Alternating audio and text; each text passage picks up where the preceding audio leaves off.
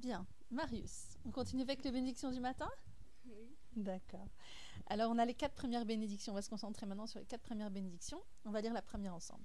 Baruch ata Hashem, Elokeinu melech haolam, asher natan la servi, vina lehavrin ben yom uvein laila. Béni sois-tu, Éternel, notre Dieu roi du monde, qui a donné. C'est quoi servi? Le coq. C'est le coq, tout à fait. Au coq, la sagesse, la bina, les havin, la compréhension qui lui permet de les havrin, de différencier, ben yom, Entre le jour ou vein laila, et la nuit. entre le jour et la nuit. Voilà, donc en résumé, on remercie, c'est un peu spécial, mais on remercie Dieu pour la création du réveil matin qui te permet de te réveiller, d'accéder à la conscience. Le mot servi que tu vois ici, dans le livre de Job, il apparaît dans le livre de Job, dans certains passages, il est traduit pas comme le coq, bien que ce soit important, mais comme la conscience. Alors là, ça fait une bénédiction un peu différente. Béni sois-tu, Éternel, notre Dieu, roi du monde, qui donne à la conscience la sagesse de différencier entre le jour et la nuit. On parle de la sagesse, on parle de la sagesse qu'il y a en nous par rapport au temps. Et, je ne sais pas, les médecins diraient peut-être qu'il s'agit de l'horloge interne, quelque chose comme ça. On va faire alors les 3 bénédictions suivantes, elles sont très très importantes aussi.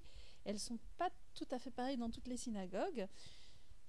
Donc nous, on a « Béni sois-tu Éternel, notre Dieu, roi du monde ». Chez Hassani Betsalmo, qui m'a fait à son image. Chez Hassani Israël, qui m'a créé appartenant au peuple d'Israël.